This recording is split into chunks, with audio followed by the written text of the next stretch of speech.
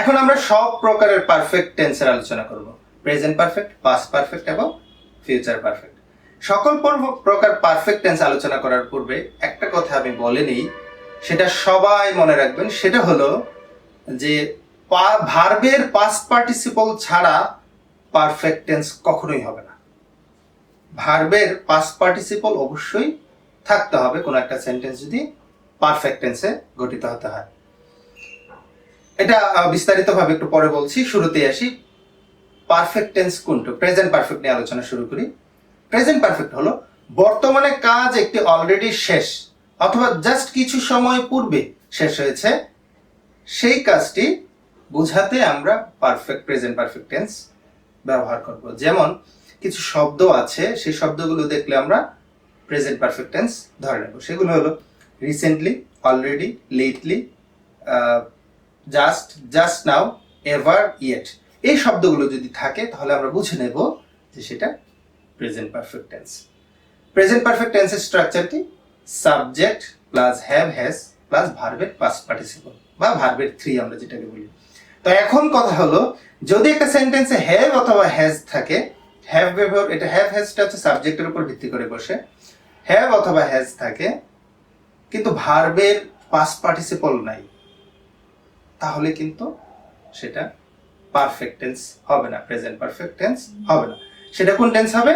সেটা প্রেজেন্ট ইনডিফিনিটে চলে যাবে। ওই কন্টিনিউয়াস টেন্সের মতোই আমরা যেভাবে বলেছিলাম am is are was are shall be will be থাকলে সেটা ইনডিফিনিটে চলে যায় যদি ভার্বের আইএনজি না থাকে। তেমনি এখানেও ভার্বের পাস্ট পার্টিসিপল না থাকলে ধরে নিতে হবে সেটা প্রেজেন্ট ইনডিফিনিটে। যেমন আমি যদি বলি I have done the work, আমি কাজটি করেছি, তাহলে যেহেতু হ্যাভের সাথে ভার্বের থ্রি আছে ডান, তাহলে সেটা প্রেজেন্ট পারফেক্ট টেন্স। কিন্তু এখন যদি বলি আই হ্যাভ এ নাইস কার, আমার একটি সুন্দর গাড়ি আছে, এখানে তো হ্যাভের পরে আর ভার্বের থ্রি নেই, তাহলে ধরে নিতে হবে যে এটা প্রেজেন্ট পারফেক্ট টেন্স নয়, এটা হ্যাভ মূল ভার্ব হিসেবে আছে অর্থে মূল ভার্ব হিসেবে এখানে বসেছে, তাহলে এটা হবে প্রেজেন্ট ইনডিফিনিট। অথবা আমি যদি বলি মাহমুদ হ্যাজ এ নাইস কার, সেখানেও কিন্তু মাহমুদের পরে হ্যাজ আছে কিন্তু ভার্বের পাস্ট পার্টিসিপল নাই। যেহেতু ভার্বের পাস্ট পার্টিসিপল নাই, তাহলে ধরে নিতে হবে এগুলোই মূল ভার্ব, এগুলোকে বলা হয় হ্যাভ ভার্ব, এগুলোকে বলা হয় হ্যাভ ভার্ব।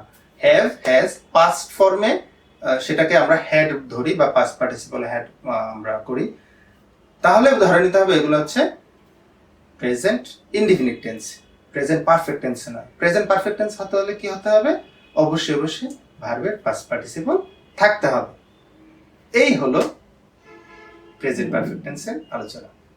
এবার আসি পাস্ট পারফেক্ট টেন্সের স্ট্রাকচারে। পাস্ট পারফেক্ট টেন্সের স্ট্রাকচারে থাকবে সাবজেক্টের পরে হ্যাড এবং ভার্বের পাস্ট পার্টিসিপল।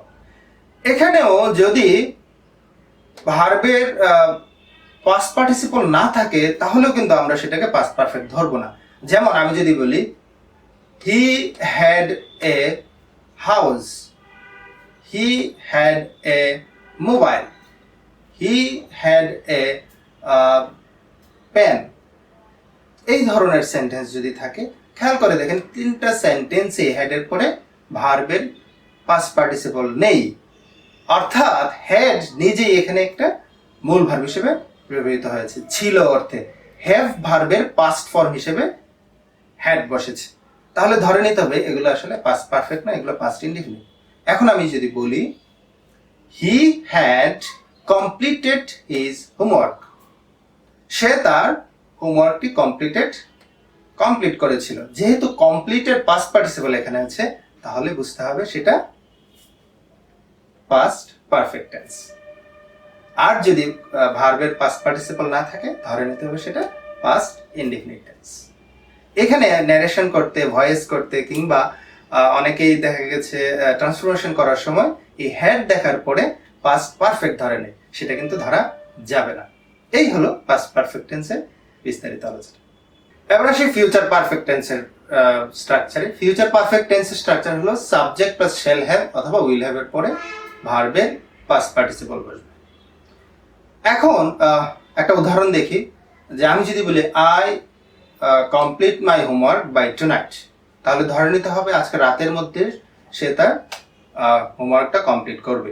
তাহলে বলতে হবে যে I will have completed my homework by tonight. অনেক স্টুডেন্টই আমাকে প্রশ্ন করে যে স্যার পাস্ট ইনডিফিনিট এবং পাস্ট পারফেক্টের মধ্যে কিভাবে আমরা পার্থক্যটা বুঝবো, এবং ফিউচার ইনডিফিনিট এবং ফিউচার পারফেক্টের মধ্যে আমরা কিভাবে পার্থক্য বুঝবো। এটা হলো যে যদি অতীতের কোনো একটা নির্দিষ্ট সময়ে একটা কাজ সম্পন্ন হয়, যদি অতীতের নির্দিষ্ট সময়ে একটা কাজ সম্পন্ন হয় তাহলে সেটা পাস্ট ইনডিফিনিট, এবং অতীতের একটা কাজ একটা সময়ের মধ্যে সম্পন্ন হয়েছিল তাহলে সেটা পাস্ট পারফেক্ট। ঠিক তেমনি যদি ভবিষ্যতে একটা কাজ নির্দিষ্ট সময়ে সম্পন্ন হয় তাহলে সেটা ফিউচার ইনডিফিনিট। কিন্তু ভবিষ্যতের একটা কাজ নির্দিষ্ট সময়ের ভিতরে সম্পন্ন হবে তখন সেটা ফিউচার পারফেক্ট টেন্সে হবে। এখন আমি একটা এক্সাম্পল দেব। এক্সাম্পলটা হলো যে I complete my graduation in 2016।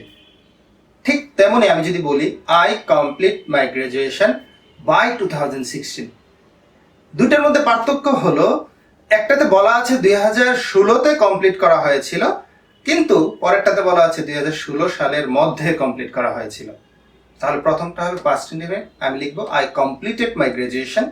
ঠিক তেমনি পরেরটা হবে যেহেতু একটা নির্দিষ্ট সময়ের কথা বলেছে, সেটা কি 2016 ছিল, 2015 ছিল না 14 ছিল সেটা কেউ জানে না, 2016 সালের মধ্যে কমপ্লিটেড হয়েছিল, তাই সেটা বলবো আই হ্যাড কমপ্লিটেড, পাস্ট পারফেক্টে করবো। ঠিক তেমনি ফিউচার ইনডিফিনিটেও ভবিষ্যতের একটা নির্দিষ্ট কথা বলা থাকবে, যেমন I will complete my graduation in 2020, কিন্তু আমি যদি বলি I will have completed my graduation by 2020, মানে 2020 সালের মধ্যে করব, সেটা 2019 হতে পারে 2020 হতে পারে, আবার সেটা হচ্ছে আমি 2020 সালে কমপ্লিট করব। যদি নির্দিষ্ট করে বলা থাকে সেটা ফিউচার ইনডিফিনিট। এই হলো সকল প্রকার পারফেক্ট টেন্সের বিস্তারিত আলোচনা।